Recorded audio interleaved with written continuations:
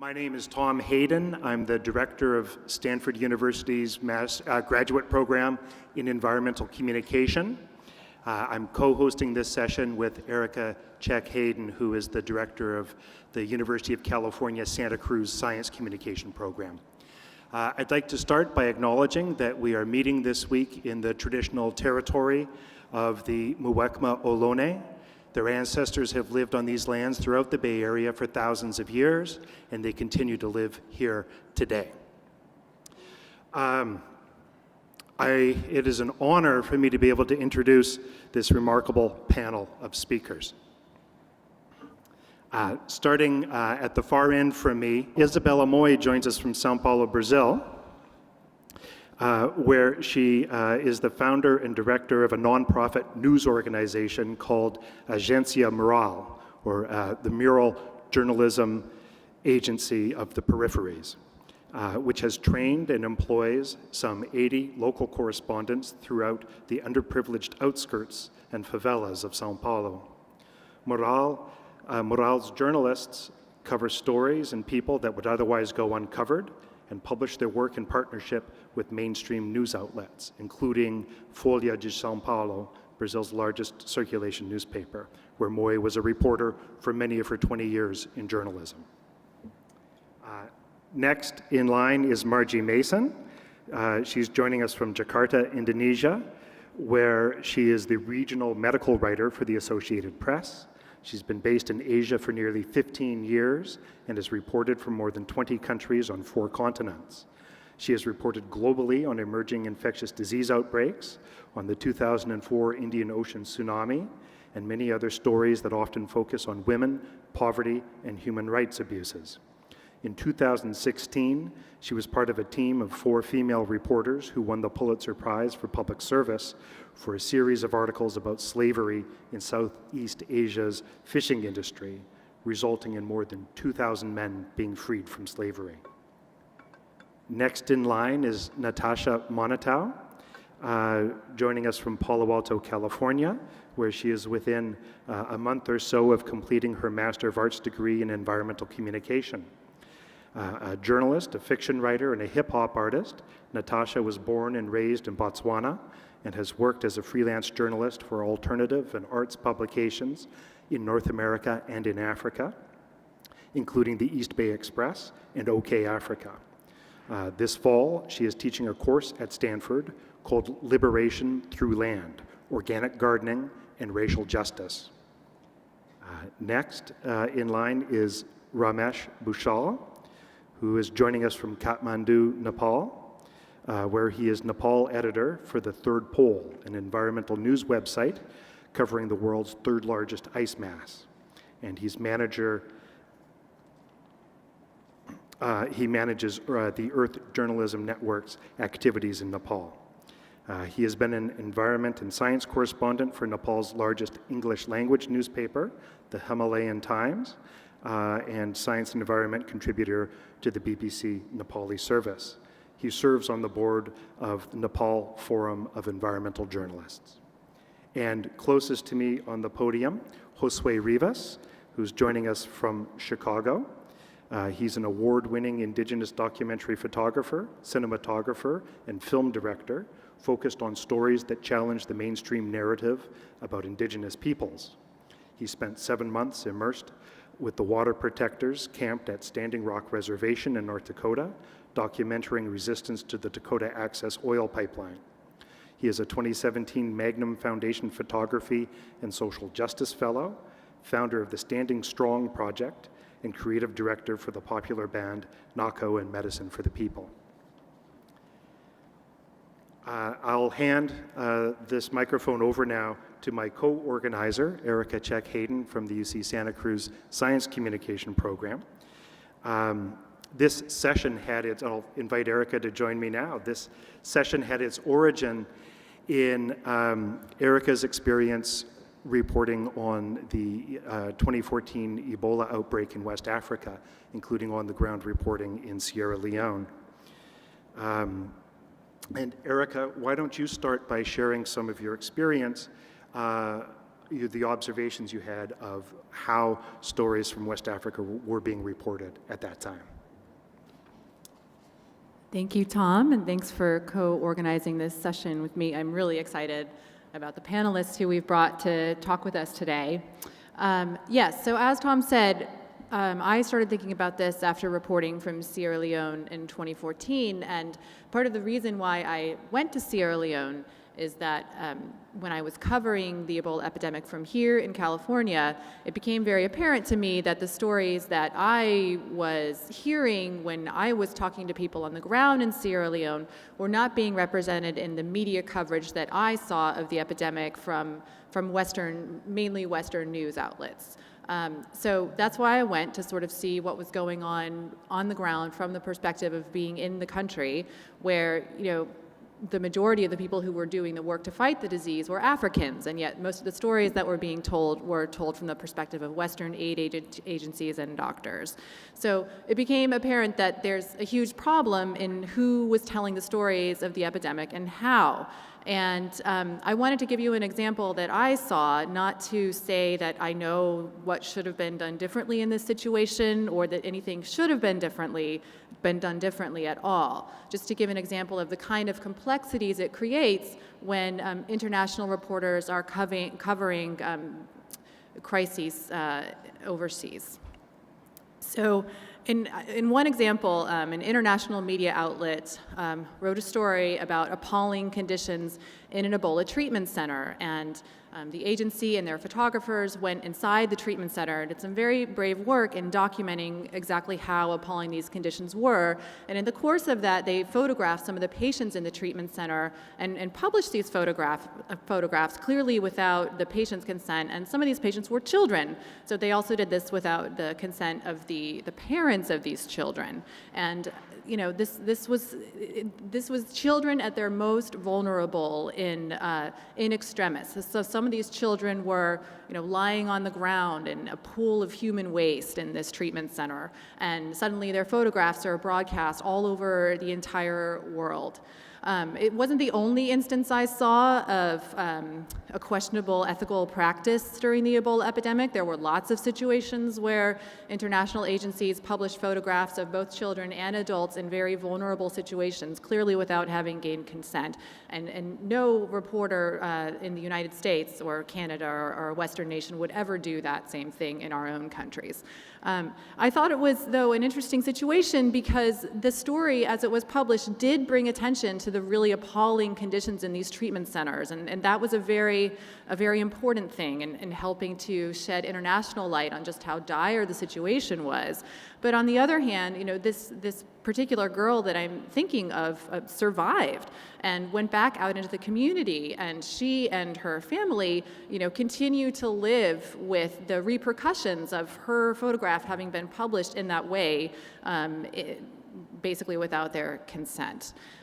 So I can't help but think of how that story might have been covered differently by a local journalist, and I think that part of the problem from my perspective is that local journalists in Sierra Leone don't have enough of a robust science journalism training community that they could be able to tell their own stories in such a way that the international media community would pay attention.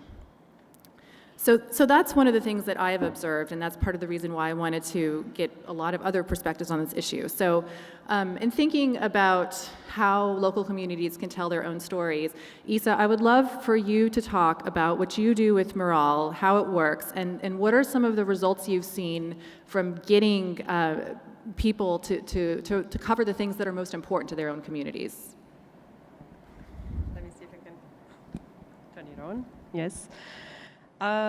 We have been working with Murals since 2010. Now it's a network of around 80 reporters that cover the outskirts of São Paulo. It means the poorest regions of São Paulo, outside downtown, the reach, and where the political power is installed as well. So the main reason they cover the regions they are covering now is because they live there. And context and a link with the community is what they bring mostly to the report that is different from all other professional journalists that can go there and report as quickly as he has or she has. So what we have been seeing is that the stories we have been able to report, they really have an impact on their daily lives. I'm just gonna tell two small stories, so I have to leave time for other people to talk.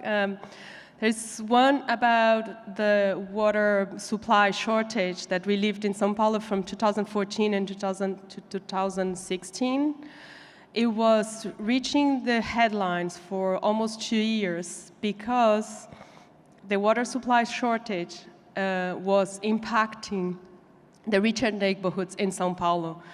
Because we as reporters, because we have been working since 2010, we knew that the shortage arrived to those neighborhoods 2 years before. So the local government was already organizing the shortage of supply in order to provide water for the political center of the city. So we knew it and we have been reporting, but we couldn't reach the headlines as when it reached those central areas. And another story about how context is different, makes a story different is, again, our local government created a public health policy now that because we have public health posts that were always full of people and a lot of line to be able to have a medical appointment, they are now open 24 hours. It means that you can make an appointment with a public doctor from midnight to 5 a.m. And so all the mainstream newspapers are covering these big lines of people going to the public health the public health stations to be able to have their medical appointments. And so the stories were telling that the local government was really having a good policy now, that they're reaching the people that they needed to. But the story that nobody told the audience that we wrote about is that public transportation does not work from midnight to 5 a.m. So those big lines were from people who were able to get a car from a neighbor, from a friend, or they shared, a cab among 10 people to be able to stay from usually I have one person, a reporter who followed a cousin that she went at 9 p.m. She got a bus at 9 p.m. because her cousin appointment was at 2 a.m. So they stayed till 5 p.m. because they weren't able to get the cab. They didn't have enough money to get the cab.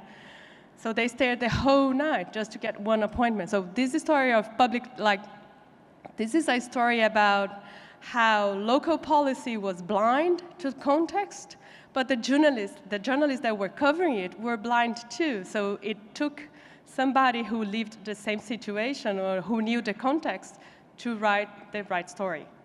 So that was That's a really powerful example. Thank you, Isa. Margie, I would love for you to talk about how ethics played out when you were reporting the 2016 story, for which you won your second Pulitzer Prize. Only one. Only one.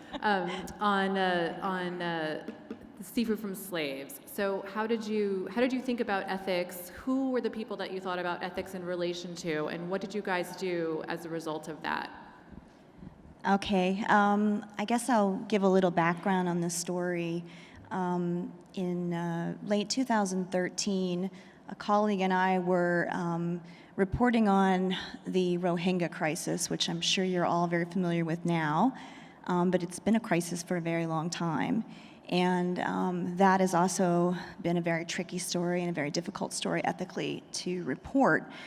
And one of the things that we were looking at in terms of trying to make people, as the AP, we have this amazing reach globally. So how do you make people understand and care. So we were reporting on children, unaccompanied children who had fled, burning villages in Burma. And in doing that story, I was meeting with a source of mine at the International Organization for Migration. And he said, look, maybe you want to look into this other thing on labor abuses in the fishing industry. And I've been a foreign correspondent in Asia for 15 years, and so this was something I knew about. But it was also something that everyone had said, this is an impossible story to do. There's no way to find these men who were being trafficked onto fishing boats from Thailand. And in this particular case, I was in Indonesia, and I was being told, look at the data. We're seeing these numbers, and they were telling me that these were stranded men or men who had abandoned ship. So I went back to my colleague, Robin McDowell, who's based in Myanmar, who was working on the Rohingya coverage with me, and we said, hey, let's look at this, and let's be very ambitious. Let's try to find some men who are enslaved, and let's try to follow the fish that they're catching back to American dinner tables and name names of the companies that are selling this fish.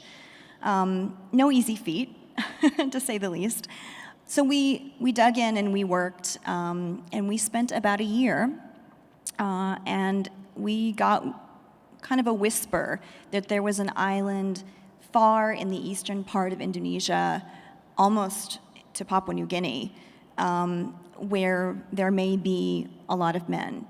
And it was very difficult to reach, took a lot of flights, a lot of boats, a lot of travel time. But in November of 2014, we went, and what we found was astounding. It was literally a slave island. There were hundreds of men there begging for help, stuffing little notes in Robin's hands and begging, that we just tell their family back in Burma. Most of these men were Burmese. All of them had been trafficked from Thailand aboard boats. Some of them had been kidnapped. Some of them had been drugged and woke up on boats. Most of them had been lied to in one way or another, thinking that they were going to be getting some type of different job, and then winding up stuck on an island in the middle of nowhere in Indonesia, so remote that it's only accessible by boat certain months of the year because the waves are so high, and no cell phones, no way for them to contact their families. And in addition to that, we found men locked in a cage, and they were put there because they had asked to go home. And the situation was desperate and incredible. We found a graveyard with, I think, 80-some markers in it, and all of the graves had fake names. They were all Thai names and Thai addresses, and these men had been given fake documents when they boarded the boats in Thailand, and so even in death, they were not given the dignity of their identity. So what do you do with this story as journalists? I mean, this is, first of all, it's one heck of a story. But secondly, it's a very difficult story. I mean, these people are desperate. It is extremely dangerous for the reporters, and more importantly, for the people that are coming forward and are brave enough to tell their stories.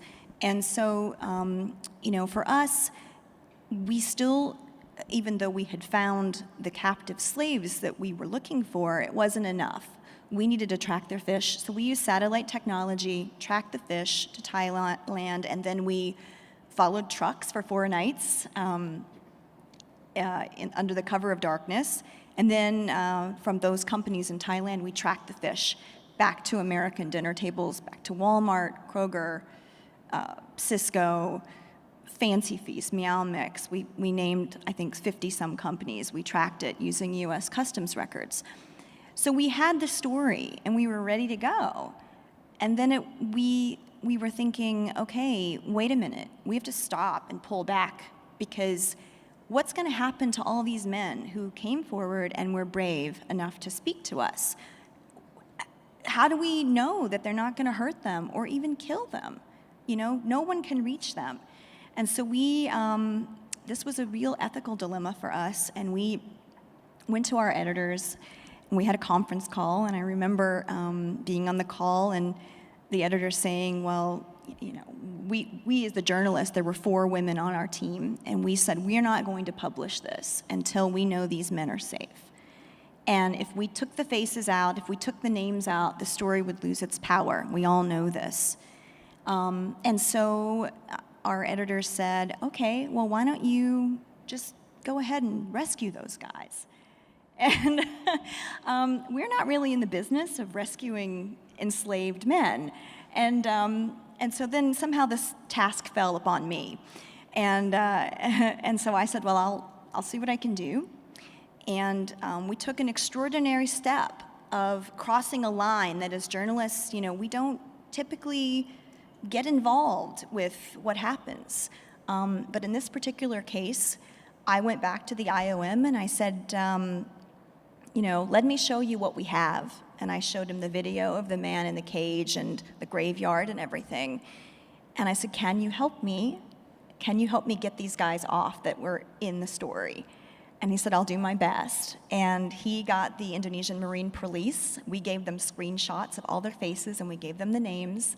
And they went and got the guys off, even though the guys thought that they were going to be killed when the police came for them. They were worried that they were going to be killed because they had spoken to us. We got, at that point, a cell tower had gone up, thankfully, and we got them on the phone, and we convinced them that it was us and that they were being rescued. And the story was published, and you know, as a result, you know, over the course of the year, more than 2,000 men were rescued and repatriated. And so I think, you know, for us, we are always thinking about the safety and how do you protect people. And I think as journalists, you know, sometimes you need to stop and ask yourself, you know, we're like doctors. We should do no harm. And if you are doing something and you're thinking more about your story and you're thinking more about, you know, beating the competition, stop yourself, pull yourself back and ask yourself, you know, when I leave here, you may have a story that plays out really well for a day or two, but what impact are you going to have on these people's lives? What's going to happen to them? You know, we never go back and check. And I think that's a really important thing to think about. Absolutely. Thank you, Margie. Natasha, you had a couple perspectives on thinking about how coverage does or doesn't address the concerns of people living within the countries affected by crises. So I would love for you to say some words about Botswana and also about the other example we were talking about at lunch. Yeah. So I'm from Botswana, and it's a country to the north of South Africa, about the size of France. And a lot of the reporting, I think what we were discussing was just that a lot of the reporting about Botswana over the past, 5-10 years since I've been writing has really focused on Botswana as this kind of haven, this of peace and good governance and economic equality in Southern Africa. And, Botswana is, journalists will write about Botswana as this kind of Switzerland of Africa. And the country is known for diamonds and having managed their resources very well. That being said, I think one of my concerns as a writer is how much gets masked in that narrative. What doesn't make the international media is the fact that Botswana has been going through a deep crisis, a deep political crisis over the past, 5-10 years. And economic inequality is rampant. We are now the third highest income inequality in the world. And at the same time, this massive boom of tourism is kind of widening that gap every day. And still, the international media continues to report on Botswana as if it's this kind of bastion of hope in Africa.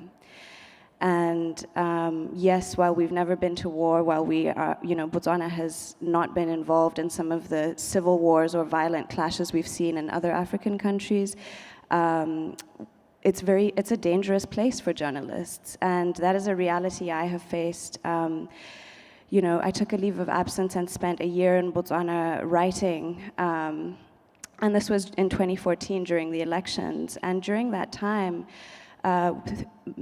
dozens of journalists were deported from the country.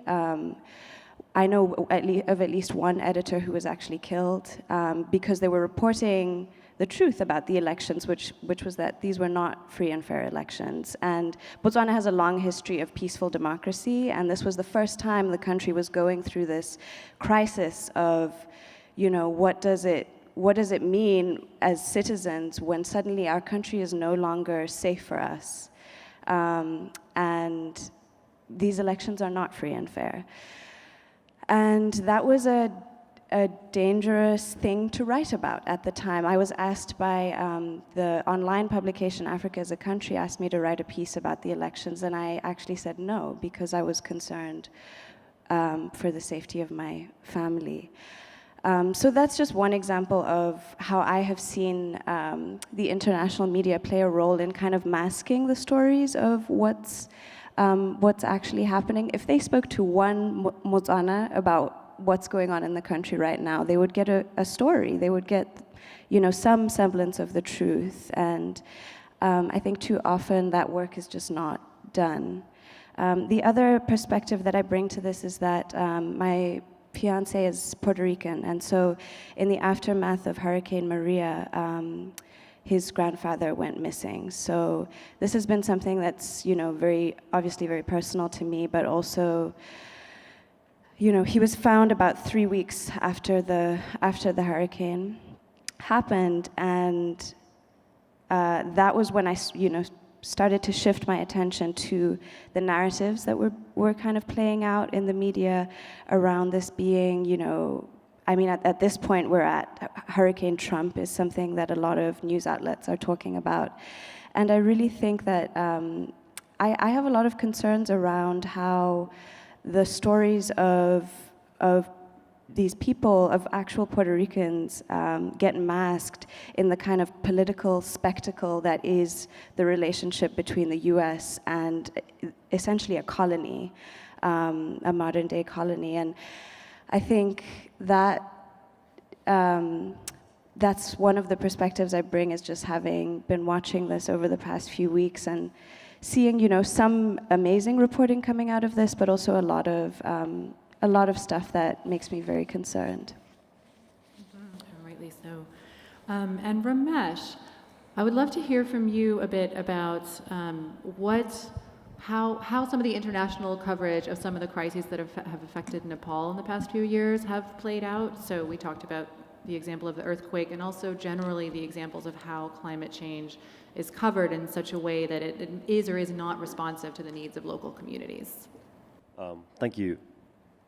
So when you are a journalist and you are also a victim of some disaster, then you start feeling the real story. After the earthquake in 2015, like 9,000 people killed, we were in the camp, out of house, and a lot of the international reporting was the mismanagement done by government and kind of thing, and most of the science story were telling like, okay, next earthquake is due. Next earthquake is due. And whole science was like, kind of terrifying news kind of thing. And everybody was terrified, and the science point of the earthquake added on it. In the ground, as a victim, as a person who is needy, the real information that I wanted was how to survive, how to live, how to get food, how to get other things as well. But it was not focused by many of the international media. And in between the earthquake, there was a interesting story came in. There was a hashtag trending in Nepal. It's called Go Off Indian Media. And everybody was tweeting, everybody was talking about it, and there was a big news in BBC and others did as well.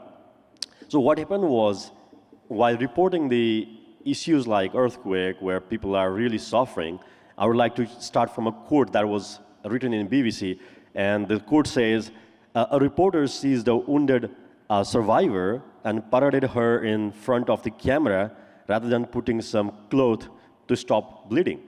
And another reporter came in and then he asked a woman whose only son was buried under the wreck, and he said, how do you feel? How do you feel? I mean, nobody in this earth can ask a question like this. And everybody was so irritated, and there was a TV reporter who went to a place called Tamil, which is a tourist area, and he started with a stand of saying, look, this place looks like India. You can call it mini India. And everybody was in trouble. Everybody was cheering.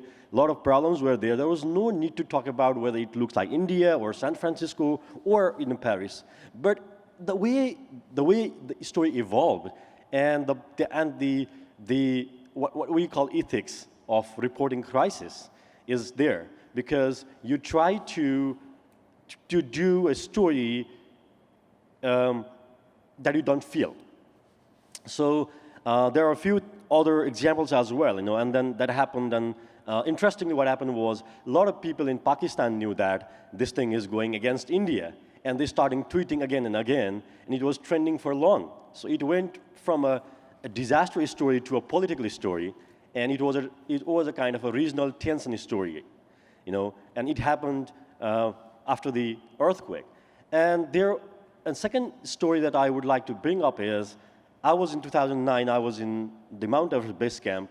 Nepal government had organized a big event, and they had a cabinet meeting organized there. And all the journalists were there, and there was prime minister, ministers everywhere lined up to talk about the impact of climate change, because the glaciers are melting. There's a problem of glacier lake outburst flood. There are, in next 50 years, there will be no snow in Mount Everest. A lot of issues are going on.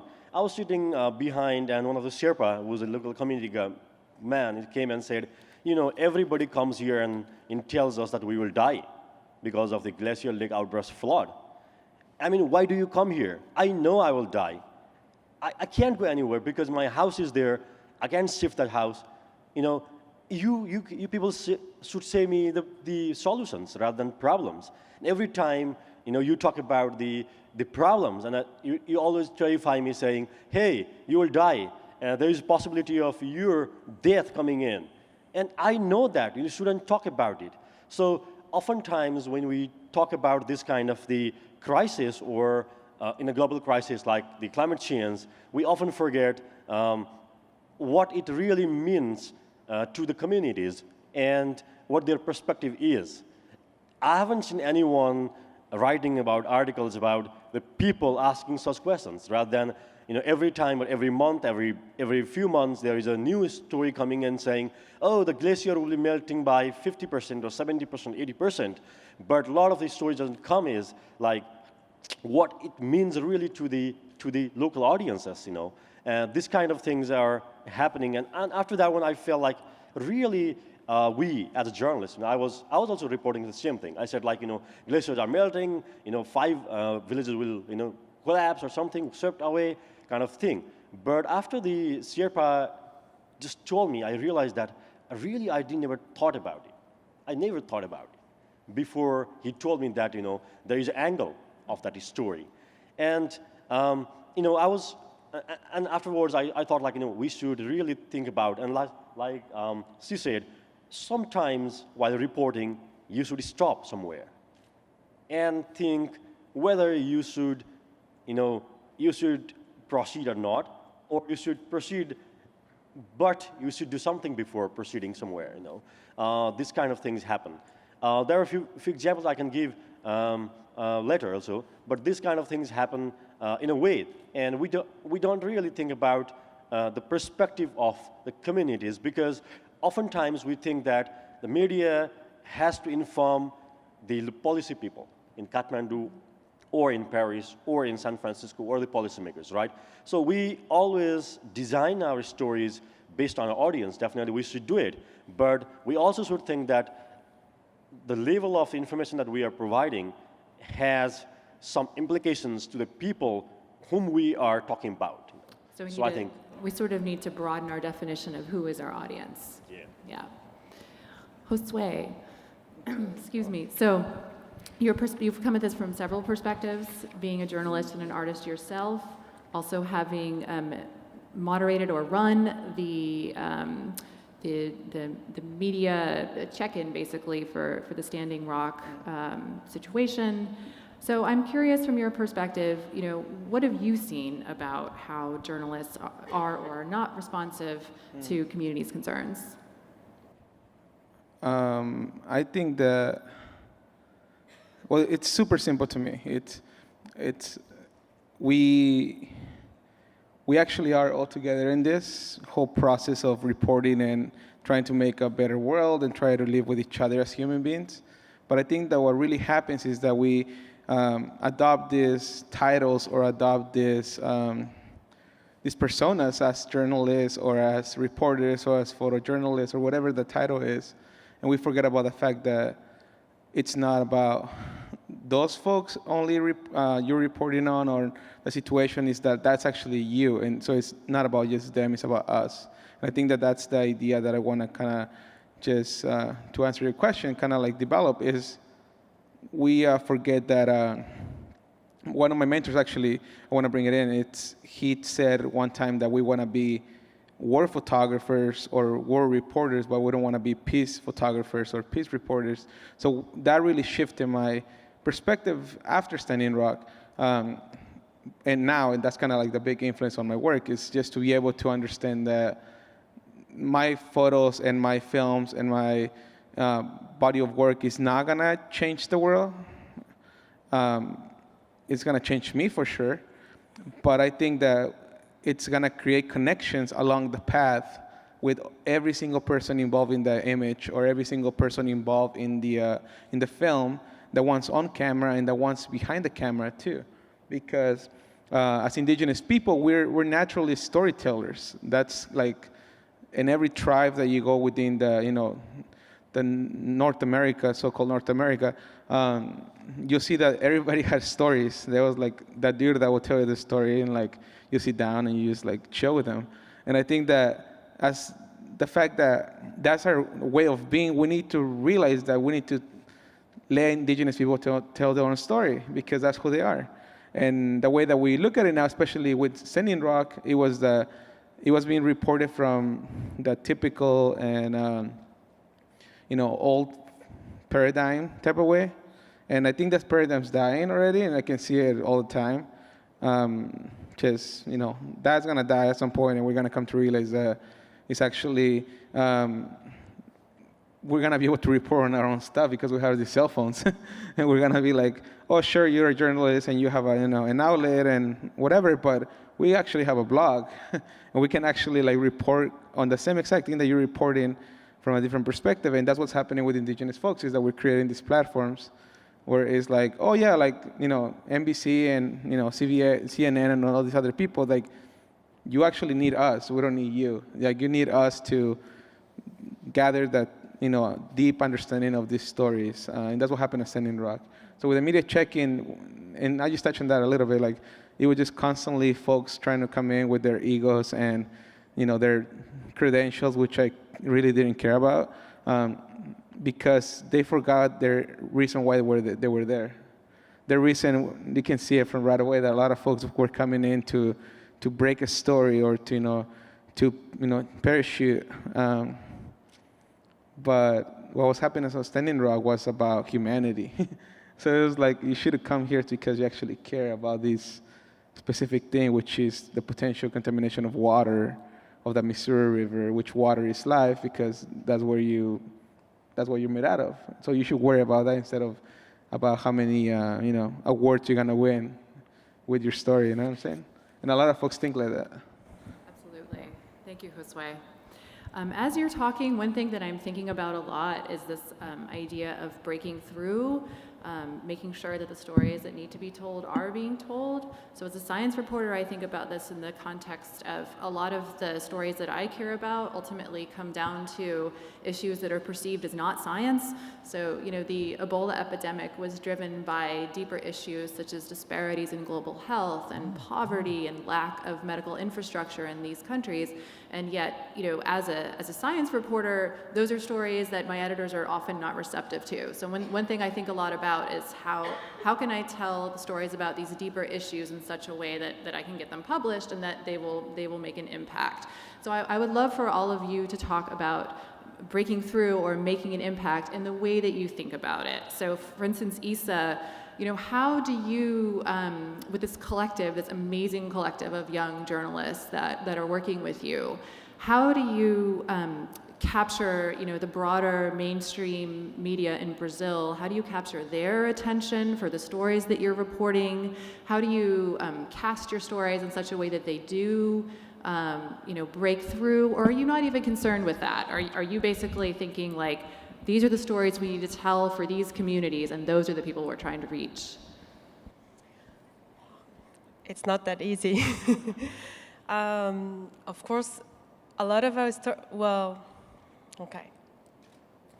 we try to do a lot of collaboration. We try to sell our stories to mainstream media because one of the things that we believe in is that we are reporting from the same point of view of a whole big city that is not being covered as it should. But some of the times our stories are so compelling because when we put a lot of the reporters to work together and to show that the story they are telling is being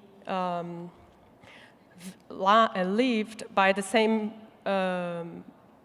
by different neighborhoods, as we did we did a big story on the trains, the metropolitan trains. It was like 3 weeks ago, I think. Like the reporters started to, they realized that the gaps between the platforms and the suburban trains that they used to take every day were too big, and everybody was telling, like all the reporters were starting to have this, I have like a WhatsApp group with 80 people talking every day, every time. So they were talking about that, and so we went after the data, and we discovered that it was more than 1,000 accidents per year of passengers who were like just stepping into the gap to board the suburban trains. So, and what we did was simply like we collected data, but we measured all the gaps of all platforms of all trains, and that was like an information that nobody was it was there, but they didn't pay attention because they didn't have to get the suburban train every day. So we offered this story for Folha, which is the largest newspaper in Brazil, and we published it, and we got the headlines with that before publishing our platform. So sometimes it's not that easy because it's not the stories, like now we are just after a story about the yellow fever in São Paulo. So I don't have details for now, but it's like they found 5 monkeys that were dead and they were diagnosed with yellow fever right now. So they are closing parks and we're going to do something about it. But it's like the stories are important, but we have to show them that they're affecting so many people because sometimes the journalists are so like closed in their own press rooms with the press releases and phone calls and all the agenda that somebody else is pushing on them to write the stories, and they're not really looking around at the city they live in. So that's how we do. Absolutely, yeah, that's a really compelling example. Margie, how do you think about this, especially when you're covering issues? The AP is an international wire service, but you're based in the United States, already covering issues that affect other countries. So how do you think about making those issues most relevant to your home country? Well, I guess the AP obviously is the largest news organization in the world, so I'm very fortunate in that I have this amazing platform already built in. But, I've been a medical writer since 2005, and I try to always look for stories that others aren't telling in places others aren't going, and I try to give voice to people who cannot speak for themselves. And that's always kind of been my personal mission. And, it's difficult because even though I have this amazing platform, I could be going out into the middle of some little village in the middle of India, or, I could be going out to a place. I went to the far reaches of East Timor once to write about leprosy. And, or I went to Bangladesh to write about diarrhea. These are not exactly, often topics that are going to get a lot of clicks. And so I think, I spend a lot of time thinking about how to tell stories. And I think we all know as journalists, and when we're talking to our friends and family who aren't journalists, that if we want to keep their attention, you've got to tell the story in a really, interesting and articulate and often beautiful way. And you need to find something. And for me, health has always been a way to intersect all these other things: human rights, women, children, poverty, differences in, gender equality, inequality, and I mean, it just intersects with everything. And so if you can find these stories in these places that no one else is going, they're basically yours. And then, I've always placed a really high importance on the writing, which is not something you hear from every wire service reporter, but for me, the writing is just as important as the reporting. And so, I do a lot of narratives. And so, then you suck people in with a good tale, and in the process, you teach them something. They learn about a place that they didn't know about, and they learn about a problem that they didn't know about. And I think that, another thing that I often try to do and encourage young people to do is, I always have my daily stuff going on. The plane crashes, I'm there. Whatever's going on, I'm doing it. But you can also have these projects going on in the background. And, you don't have to tell your editor everything you're doing. You can have your little pet projects going. And then when you get the really good morsel, right, that's irresistible, you go and you say, hey, I got this thing. Maybe you want to give me a little money to go check this out. And they can never resist, right? So that's what you do, right? I mean, that's how we do this. Whenever we're short on money, we're short on resources, we're all short on time, we're overworked. But, you have the thing that you love, and you kind of keep that little thing, it's in a special place, and you work on it. And, oftentimes, too, one little nugget of advice, another nugget I'll give is, I can't tell you, if I had $1 for every time an editor said to me, that's an old story, somebody else has done that, didn't Reuters already do that? Forget that. This fish slave story that I just explained, other people over 10, 15 years had been writing sporadically, like a guy would escape and they'd do a little story about him. So it was an old story, but we flipped it around on its head and we made it something that no one else had done. We made it ours, and it had a tremendous impact. So never let anybody tell you that this is an old story and that you shouldn't look at it if you're interested in it. Just find a way to turn it upside down and do it your way, and your editor won't be able to resist it. I love that. Yeah, it's great advice to the things that you're most passionate about are the things that you're going to do the best job reporting on and writing about. Natasha, how do you think about this? You're both a journalist and an artist. Do you think about the impact of your work as you do it, or is that not something that's a big concern for you?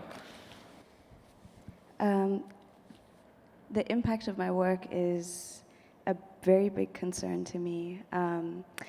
I think where I come at this from the perspective of a black feminist, and black feminism is deeply intersectional at its roots, and every single story that I have been asked to write, that I choose to write, will always, yes, for the past few years it's been environmental journalism, that's been my focus.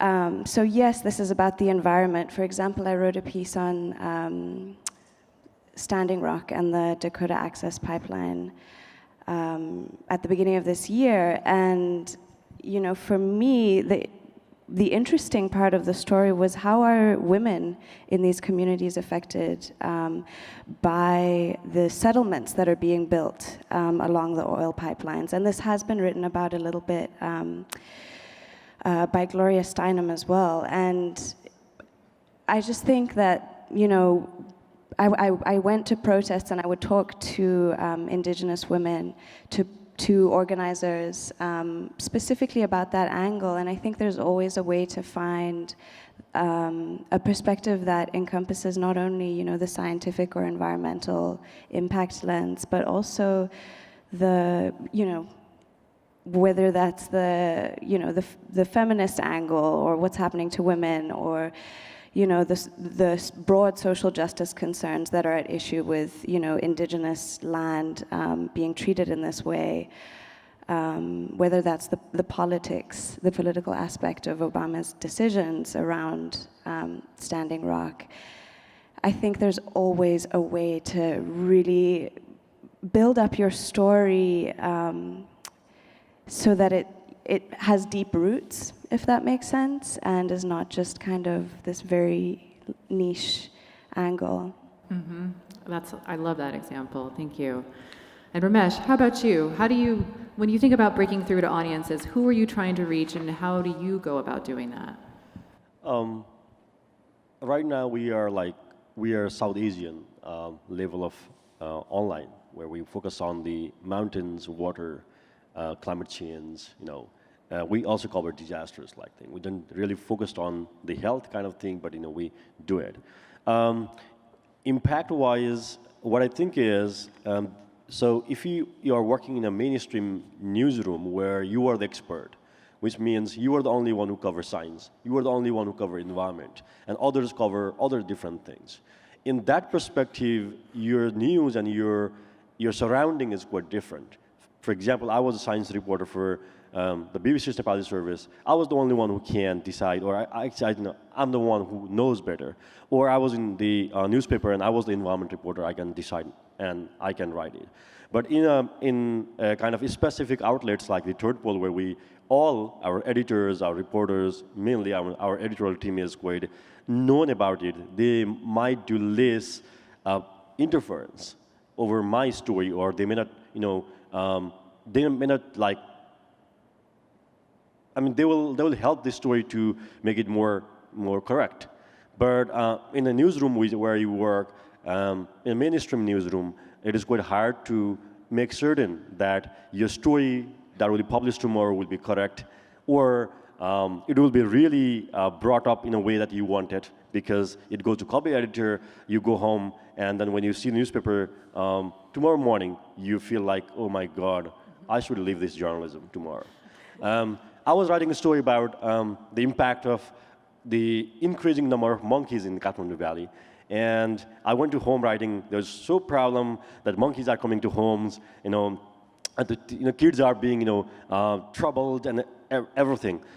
And tomorrow morning, when I read the newspaper, the guy said the government has not done enough to protect these endangered rhesus monkeys. I don't know where he got it, but he thought like, I don't know, he was sleeping or something, but I don't know, but he just Googled and saw somewhere that rhesus monkey is endangered.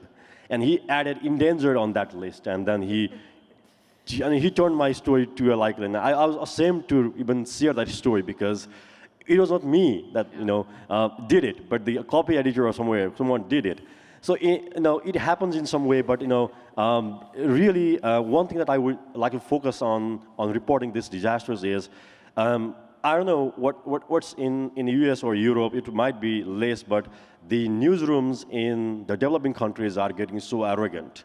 Journalists are being more arrogant, and they really think that they are privileged to do whatever they want, and they are privileged to write or produce content in whatever the way they want. So if we don't discourage that mentality or attitude in the newsrooms, in journalists, in individual level, then we will really be backfired in some way, and the trust that community has will be reduced. So that is one perspective I would like to bring in this global forum kind of thing, that how we really discourage the newsroom's attitude towards disaster reporting and individuals' attitude towards disaster reporting. And third thing that I would like to focus is, oftentimes the international reporters, they don't believe, or they don't invest time on talking to the local reporters, but the angle they think about, okay, you do a story in that angle, just help it, fixer kind of thing, and then they come up with some kind of a conclusion which might be wrong if you think in larger perspective, So we should also think about it that way as well. Thank you, Ramesh. Josue, so you're a person who brought up this idea of thinking about, how we think about the impact of our work and the way that you think about it. So I'm interested too, because you mentioned at lunch this concept of, that the work can be fun, you can take joy in the work.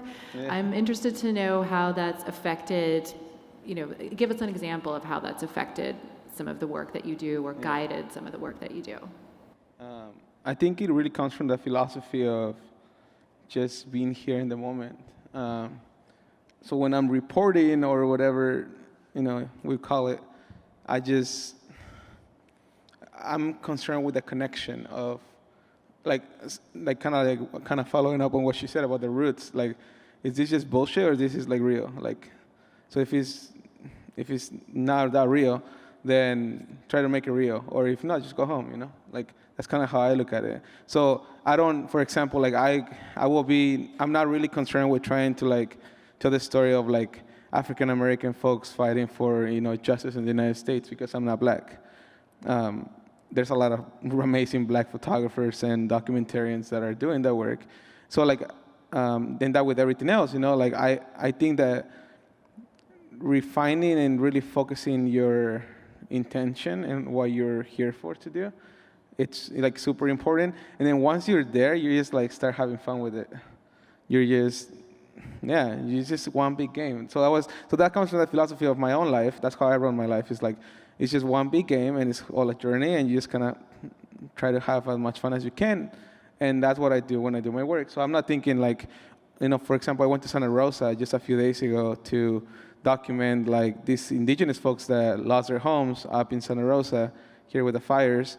And I wasn't going with this mentality of I want to get something, and I want to make something and pitch it and this and that. I was just there, and I was just being with the people that were affected. And then I realized I really don't want to do anything with this.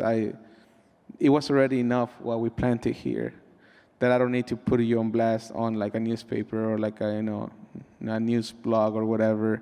So that's kind of how it is to me. It's that work really reflects who you are all the way.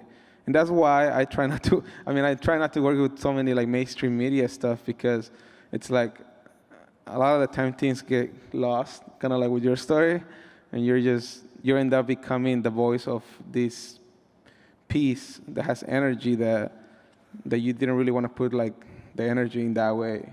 So I like to have sovereignty with how my work it's digested, and then also how it is put out there and produced. Because, like I said, the whole old paradigm and new paradigm, not to bring this up specifically for the AP or anything, but the AP was they were trying to report on Standing Rock, and they were so funny. They put this article with one writing piece and then no photos, and I contacted the writer, I was like, hey man, like, you know, there's so many things going on right now. Like, we need to like put out something. You know, do you need anything from us? And they were like, oh no, we're good. Like, you know, we have a reporter there, this and that. So that was a mentality that I think is the old paradigm. And then a week later, when things went down, he was hitting me up like, hey, we need footage, we need photos. I saw that just happened. Like, can you give it to me exclusively? And I was like, I think I deleted his text. Because I was like, this is exactly why, like, this entitlement of these old paradigms, thinking that you can tell the stories of humanity through this colonized paradigm, where it's like taking as much as you can and not really living or planting seeds as much as you can. You know, as indigenous people, we're told, don't enter a place without offering something. So like this morning, like, I offered down like a little prayer just for myself, like to the indigenous people of this land. And I was really happy to see that Tom like followed up with that, because we are in a stolen land, you know? And that's how I show up to the place. And I think that comes from like ceremony, you know, like we bring that energy of who we are when we report. So if we are entitled, you know, like, you know, rich folks, then we're entitled rich folks. If we're like indigenous folks, we're indigenous folks. If we're like, you know, somebody from, you know, the Bronx, we're that. Like, we are our environment. So we bring that onto the places that we document, and then we start like coming together, you know, when we create these stories or whatever. So yeah, I guess to answer your question, that's kind of what it is. Yes, thank you for talking about authenticity. I mean, I think not only is that important for us as journalists, but I think that the people who receive our work can tell when it's coming from an authentic place, and our intentions do show through in the work that we do. I'm going to ask one final round of questions. I would love to hear from you all some thoughts about solutions or ways forward. You can address that question, or you can feel free to bring up something that I didn't ask you that you still want to talk about. But I would love to start thinking about what are things that we can all do in this room to make sure that that the ideas of how we cover our communities, that we get the balance a bit better than we have been.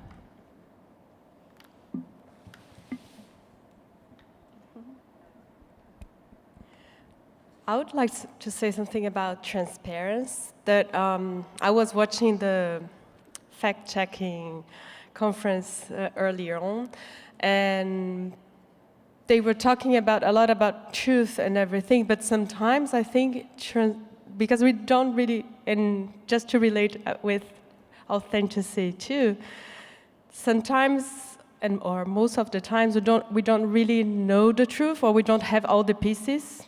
And what we do with Murao, and I think my entire life what I try to do is just to be transparent to the readers and to the audience as much as I could, because I think what we are all looking for is for truth, but sometimes we don't know where it is. So how do you address that? How can we be that? If we clear like the standpoint where we are writing from, for example, who we are, where we are, and where we come from, what are the pieces that we are putting together, explaining more to the audience that what is the story about, like giving as much information as we can for them to judge if they're getting the whole piece or if they'll have to look for more. I think that's one of the things that we have to tell all the time and to be worried about, and that's my piece here. Margie? I guess I'll answer this question as a longtime foreign correspondent, because my brain thinks, you know, I'm always the outsider. For much of my adult life, I have been the outsider. And, you know, even if I live for a long time in a country, I'm not going to pretend to say that I understand all of the complexities of it. And I think that it's important for any journalist who goes and works overseas, or even within this, you know, different pockets of this country. I'm from West Virginia. I'm a very proud Appalachian, and I was just home. And the opioid epidemic, as you know, is devastating my state. And you know, I was speaking. I was in Huntington, and I was speaking to some people there. And you know, the way that I approach people there is so different than the way that someone from New York would approach them. And what I'm going to get from them is so different, because I understand who they are. I understand, you know, that they grew up with nothing, that their families lost their jobs, you know, when the mines closed. And I understand all of that on a very intimate level. So when you are working in a foreign country or in a place in America that you don't understand so well, or maybe you've never visited, seek out people who are from there. They are the ones who are your eyes and your ears and your knowledge. You know, I mean, I can't stress that enough. Find the local journalists. If you're parachuting into a natural disaster, you know, you're under pressure. You've got to pump out the stories. We get that, but you need to have some context, like with Ebola, with any health crisis. You know, these are very sensitive topics. These are people's lives that we're just going in and, you know, you can just trample on. You can trample on a family. You can trample on an entire community with a few brushstrokes. So, you know, I mean, seek out those who understand the culture and the religion and the politics and all of the complexities. And I think that will always help you to get not only better stories, but to also, again, try to do as little harm as possible in your work. Absolutely. Thanks, Margie. Natasha? Thank you. Yeah, I totally agree with what folks have said already, and echo that. But I would also recommend, you know, one thing that really hit me as in the past few weeks going through the aftermath of Hurricane Maria with my partner and his family, and it's just how until something happens close to you, we don't really take the time to see ourselves in people affected by crisis. And just whatever mode of storytelling you're working with, just trying as much as you can to see yourself in the people that you're talking about, in the communities that you're talking about. And then in the midst of crisis, I would argue that we are in the middle of an existential crisis in this country, especially, but definitely in other places too. And I think in the midst of crisis, you know, how do we speak lucidly as writers about the very crisis that we're also a part of?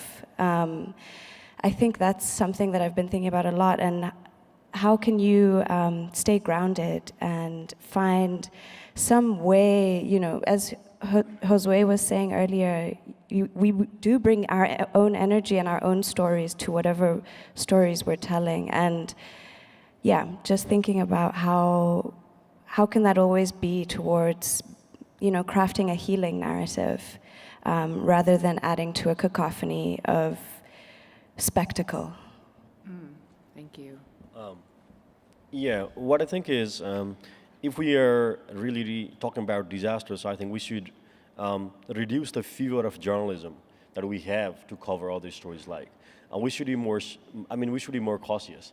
And you know, we should cover. We should dig out, but you know, less punchy.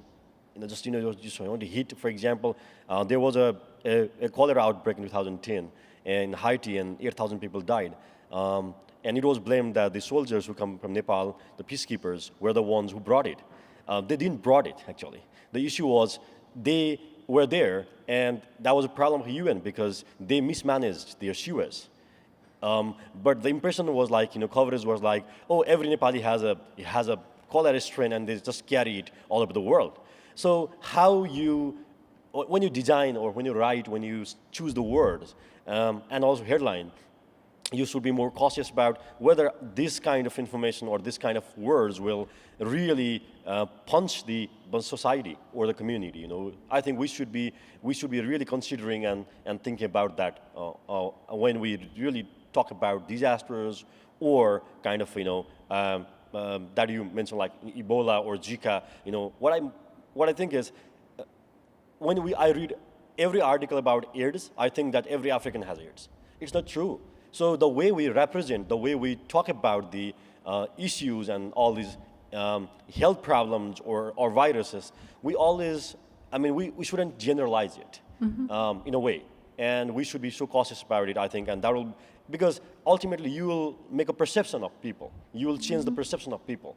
Ultimately, I read all articles. All I do is I read all articles and I assume and presume that, you know, oh my God, that is what it is happening. So I think we should be cautious about that.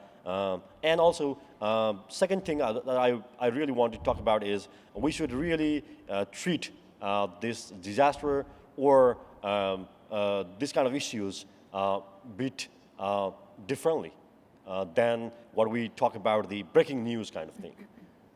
Okay, thank you, Ramesh. Josue, how do you think about this? The question for, well, you've actually been talking about this a lot. I mean, the question is thinking in a more solutions-based way. So talking about, you know, the problems of not having communities tell their own stories, what are solutions to that? It seems to me like that's the life that you are living. Do you want to say anything more about that? For sure. Well, I feel like I want to talk to the folks here. Who's a journalist? Can anybody tell me who's a journalist? Raise your hand. All right, cool. Who's not a journalist? All right, who's a human? Okay, perfect. Awesome. Everybody raise your hand. So if you're human, you're going to have to do this with me. So we're going to close our eyes. So close your eyes. And just listen to the noise. So for like 5 seconds, just listen to the noise. All right, so what I just did, that's exactly what we should not do. Don't add more noise to the noise that's already there. So if you're a journalist, try not to add so much noise to that. Just try to diffuse the noise. And that's it. I think that's what we can do. If that makes any sense. Yes. Did that make sense to you guys? Yes? Yes? Okay, cool. Perfect. Thank you so much, Josue. That is an awesome place to end. I'm told that we actually have to clear the room right on time. So unfortunately, I don't think we have time for questions, but I want to thank you all for being here. I have so much respect and admiration for the work that you're doing. Thank you for coming and sharing your insights with us.